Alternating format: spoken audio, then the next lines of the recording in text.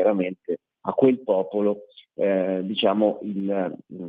giornate creano non solo un momento di rinvigorimento e di ritrovo anche di persone che magari sono per qualche tempo non abbiamo visto, ma anche appunto un momento di rilancio, perché ricordiamo, la Pontida è una grandiosa festa, ma è anche, come facevi notare tu, un momento politico di altissima politica, uno dei pochi peraltro rimasti a livello italiano per quanto riguarda appunto in generale le formazioni politiche.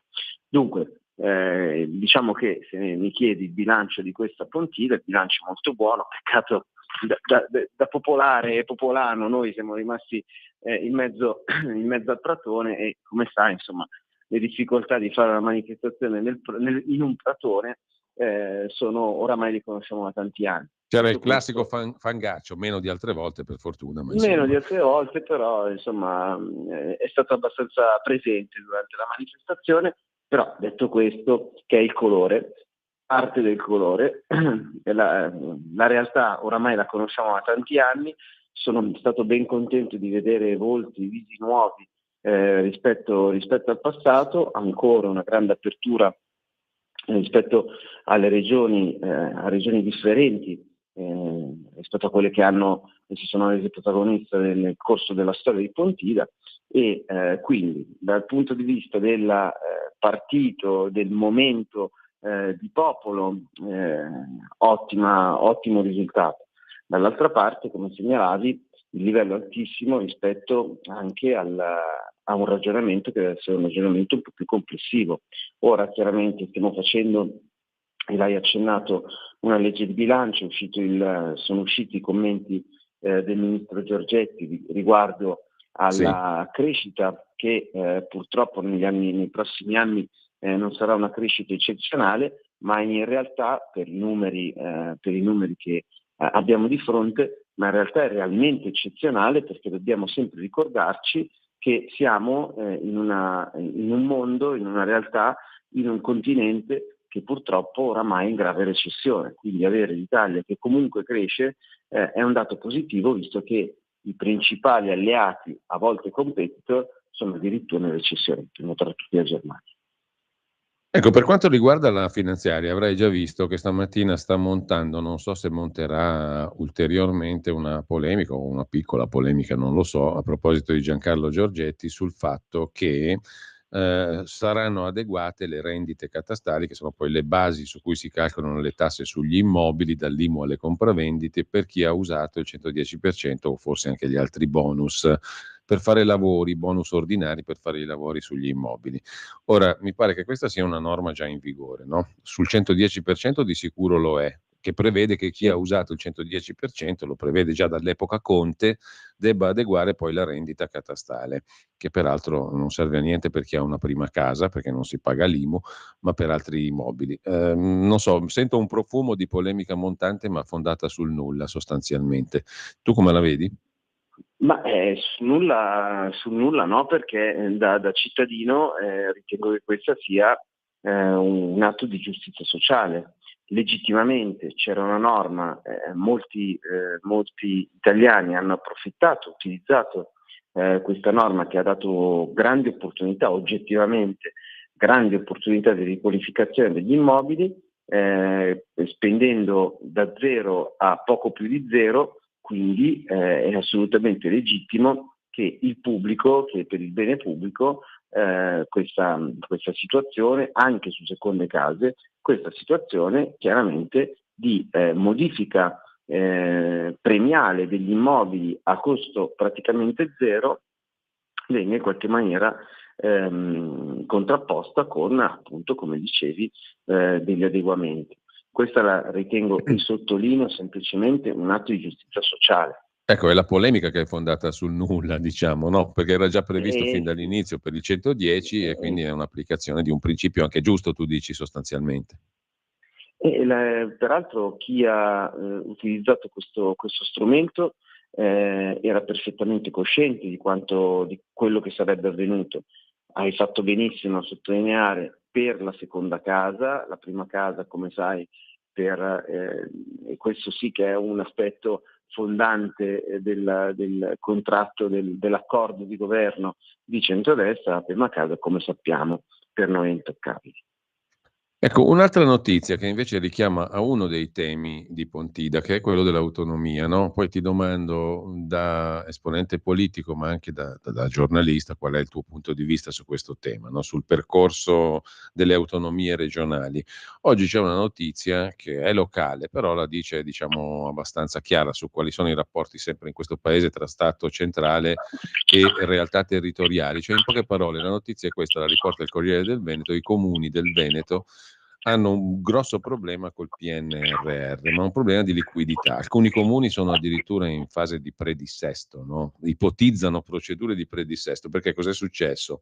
Hanno cominciato a spendere fondi per lavori, magari anche buoni, da PNRR, però non hanno avuto i soldi da Roma, dai ministeri. Hanno dovuto in parte anticiparli, in altra parte stanno cercando di aprire mutui con Cassa Depositi e Prestiti per avere la liquidità in attesa che arrivino i soldi da Roma. Questo ripropone sempre il grosso tema, no, consueto dei rapporti appunto tra Stato centrale e amministrazioni locali, che è il percorso che si vuole, diciamo, rendere più fluido, più snello nel nome dell'autonomia, con quella difficile, non è facile, traduzione in atto di quello che prescrive la Costituzione, cioè che per ogni livello di governo ci sia l'autonomia fiscale. Questo dice l'articolo 119. È un percorso, un obiettivo che è ancora molto lontano da essere raggiunto, però insomma la strada più o meno è tracciata, no? Allora perché tanta fatica per andare a fare una cosa che dovrebbe servire a tutti, evitare anche queste incrostazioni, questi problemi? Perché dice un sindaco, dice una frase simbolo: 5 anni ricchi, ma 5 anni molto stressanti e col terrore che salti tutto. Ma guarda, allora lì la risposta è abbastanza semplice. Ci sono dei sindaci, a prescindere dal colore politico, perché il bravo sindaco è bravo, punto.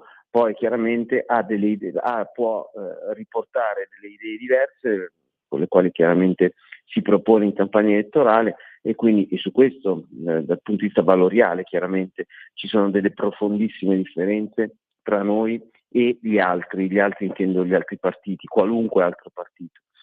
Ma un bravo sindaco che deve fare la rotonda nel proprio comune, se riesce a mettere a terra non solo l'opera, ma lottare con la burocrazia, che sia essa comunale stessa, provinciale, regionale, nazionale o addirittura appunto a livelli ancora più alti, riesce a fare veramente un'opera buona. Detto questo, al bravo sindaco si contrappone il cattivo sindaco. Qua c'è poco da girarci intorno, basta guardare chi sono i presidenti di regione che maggiormente stanno mettendo i bastoni tra le ruote rispetto a un percorso di autonomia che è un percorso assolutamente virtuoso, che non danneggia nessuno ma che premia i bravi. È evidente che insomma, chi ha maggiori difficoltà o ha diversi interessi rispetto al percorso di responsabilità ed autonomia, tutto questo tema venga totalmente avversato. Ma questo innanzitutto è un problema delle popolazioni che vivono determinati territori, che evidentemente non riescono a uscire dal gioco dell'assistenzialismo, perché di questo stiamo parlando. L'autonomia è l'antitesi dell'assistenzialismo, e il modello di autonomia non è un modello che anche in questo caso ha un colore. L'autonomia poi diventa colorata perché purtroppo il Partito Democratico in particolare, che prima era assolutamente a favore di questo modello di autonomia, quello che noi stiamo proponendo oggi per ragioni politiche la sta avversando. Ma in realtà tutti gli amministratori locali sanno perfettamente che aumentare l'autonomia significa sicuramente aumentare le responsabilità, ma aumentare al pari livello anche la possibilità di dare maggiori servizi ai propri concittadini.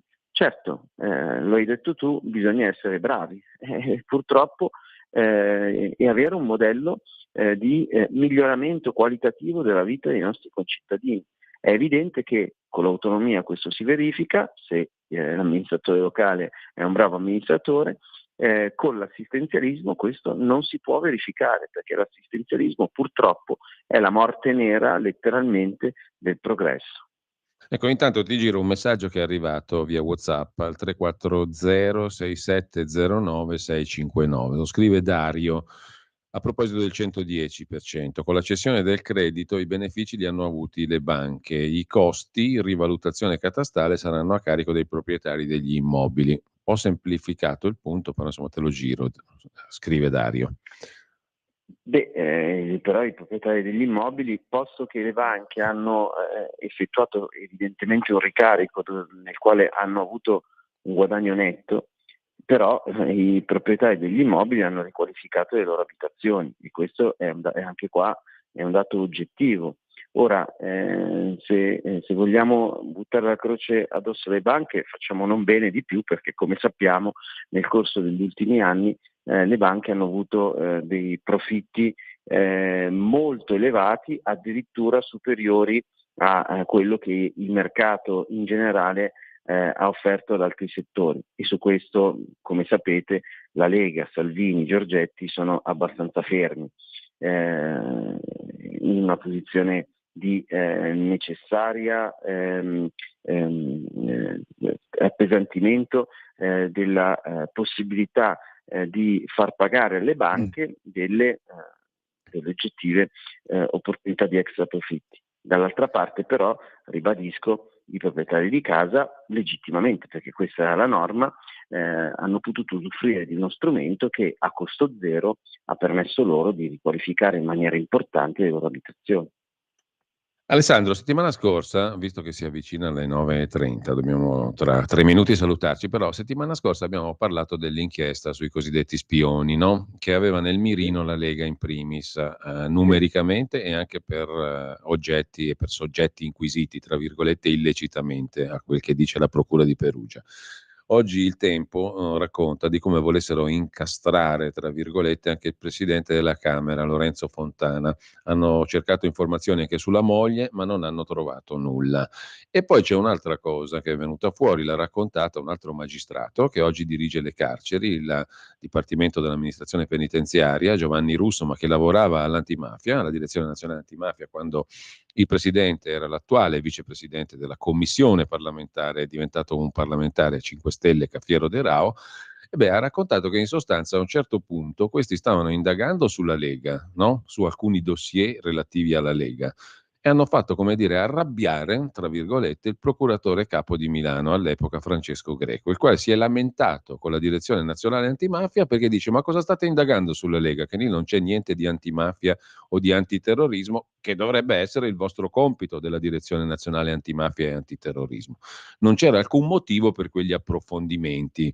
Lo certifica anche lo stesso Russo che ha testimoniato. Allora, è una roba melmosa che si avvicina alla roba schifosa da un punto di vista di cittadino comune, di osservatore, insomma, guardando sta roba qua si ha un'impressione orrenda, ma al netto il tuo giudizio qual è su questa storiaccia? L'ennesima, addirittura non dico diciamo così comica, perché voglio avere il rispetto delle istituzioni, ma che la Procura di Milano rimproveri l'antimafia perché non c'è niente di mafioso nelle indagini più o meno legali che quelli stavano facendo dossierando la Lega, è una cosa talmente assurda che si fa fatica a commentarla, Alessandro. Nelle indagini illegali che questi stavano compiendo ai danni della Lega, di singoli esponenti della Lega, di parlamentari. E ancora una volta dobbiamo sottolineare ai nostri ascoltatori di quanto la minaccia non sia stata solo per la singola persona. Ricordiamoci, dietro alla definizione e al ruolo ci sono sempre delle persone. Pensare che Mario Rossi, che è semplicemente colpevole di rappresentare il popolo ed essendo democraticamente eletto, debba essere colpito anche sotto il profilo personale, è una cosa di una gravità assoluta. Cioè Mario Rossi, parlamentare della Lega, non cito nomi per non personalizzare, è una persona, e se questo viene indagato, osservato, gli arrivano i finanzieri, i carabinieri a casa alle 5 del mattino, a questa persona viene devastata la vita.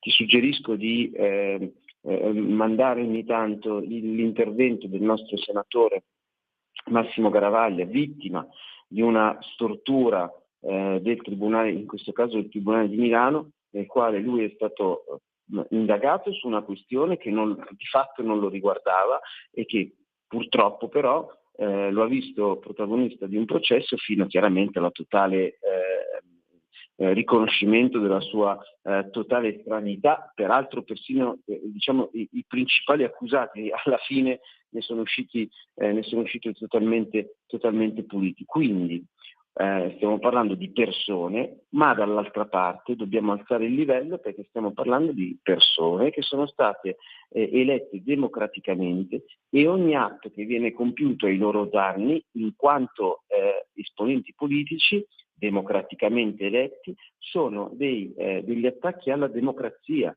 Infatti è impressionante come ancora una volta la politica e certe parti politiche stiano dimostrando di essere dei nani rispetto a dei poteri che evidentemente hanno cercato in maniera eversiva di sovvertire l'atto democratico che tutti noi cittadini possiamo compiere, perché è evidente che se c'è una indagine pruriginosa creata artatamente da polizia giudiziaria, magistrati e stampa, è evidente che colpendo in questa maniera, magari sotto elezioni, le persone e i partiti, si crea un danno dal punto di vista elettorale.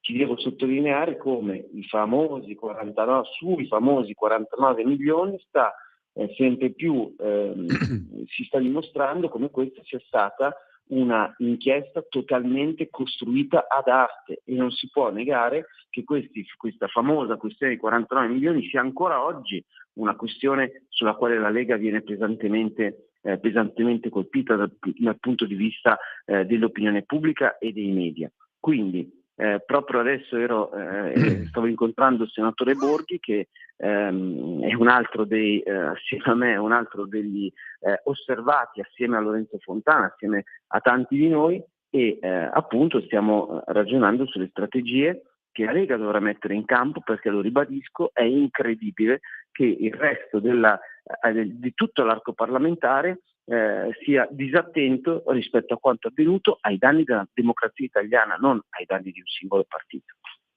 Grazie ad Alessandro Morelli. Alessandro, buona giornata, buon lavoro. Grazie a tutti voi, buon lavoro e buona giornata. Avete ascoltato